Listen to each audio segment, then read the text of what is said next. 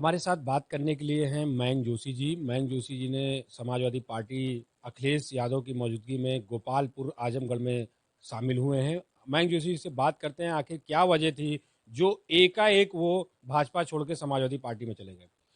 अभी कुछ दिन पहले मतलब उत्तर प्रदेश के चौथे चरण के मतदान के एक दिन पहले आपकी फोटो आई थी शिष्टाचार भेंट की, और अब सातवें चरण के मतदान के एक दिन या दो दिन पहले आपकी फोटो आ गई है समाजवादी पार्टी में शामिल होने की। तो आखिर इतना जल्दी आपने कैसे फैसला बदल लिया शिष्टाचार भेंट से और समाजवादी पार्टी में शामिल होने का? नहीं, देखिए फैसला जल्दी नहीं लिया। जब आप जानते हैं जब टिकट वाला प्रकरण हुआ, उसके बाद ये 3 तारीख को समापन हुआ जब आखिरी दिन था नॉमिनेशन का।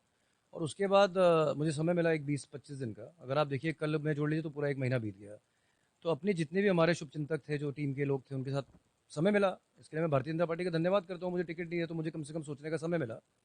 और सोच विचार के बाद सबके साथ ये तय किया गया कि जिस तरीके की राजनीति पिछले 1 महीने में हुई, उसके आधार पर कि आप बात कर रहे हो जिन्ना की, आप बात कर रहे हो गर्मी निकालने की, आप बात कर रहे हो टोपी के रंग की, जहाँ आज बात होनी चाहिए विकास की, आज बात होनी चाहिए बिजली की, किसानों की, उनके जो किसानों ने जो शहीद हो गए उनको मुआवजा देने की।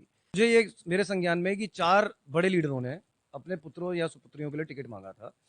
उसमें थे उसमें उसमें रीता बहुगुणा जोशी जी थी, उनके पुत्रों को नहीं मिला। सत्यदेव पचौड़ी जी थे सांसद, उनके पुत्रों को नहीं मिला। उसमें अपने भगवंत नगर से आदरणीय दीक्षित जी थे, उनके पुत्रों को नहीं मिला। मैं और बाकी आप जो पुत्र और पुत्रियां लड़ रहे हैं चुनाव, वो कहाँ-कहाँ से आ रहे हैं, इसको आप भी आकलन एक बार कर लीजिए। मुझे नहीं लगता इसमें से कोई क्रांतिकारी था या इसमें से किसी ने बड़ी मेहनत करी हो, पार्टी के लिए लाठी डंडे खाए हो, जेल गया हो। तो उन्हें किस आधार पे दिया गया? और ब्राह्मण होने का क्या पता मुझे सिला मिला? हो सकता है। अब आप भारतीय जनता पार्टी के किसी महानुभाव से पूछेंगे तो ये प्रश्न जरूर उठाइएगा। नुकसान नहीं हुआ। कितने ऐसे परिवार हैं, आज से पहले सिंधिया परिवार था, एक एक दूरी में था, एक दूसरी दूरी में था।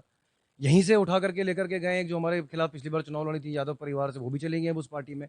तो ऐसा नहीं होता। पार्टी है, आपकी विचारधारा है, आप मेरी विचारधारा है, माता की अपनी विचारधारा है। एक उदाहरण देना चाहूंगा कि किस तरीके से भारतीय जनता पार्टी ने ब्राह्मणों के प्रति अपना आचरण रखा है, क्योंकि आपने वो बात करी कि आप ब्राह्मण भी हैं और आप उत्तराखंड से भी आते हैं। मैंने, आप लोग जानते हैं, पीछे एक भगवान परशुराम जी की मूर्ति का एक स्थापना करी थी, जो अपने मैंने साधन संसाधन से करी थी। उसका पार्टी से कोई लेन देन नहीं था। और उसमें कई नेतागण भी आए जो बड़े बड़े ब्राह्मण नेता हैं यहाँ के भारतीय जनता पार्टी के। और उसके बाद मुझे एक बड़े नेता है, मैं नाम तो नहीं ले सकता, उन्होंने मुझे बोला कि भाई आपने ये क्यों कराई, मूर्ति की आपने स्थापना क्यों करी, प्रतिमा की? मैंने कहा मेरी आस्था है, मैंने करी।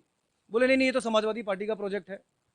अब भगवान में आस्था प्रोजेक्ट कैसे बन गई, ये बात आपको भारतीय जनता पार्टी से पूछनी चाहिए।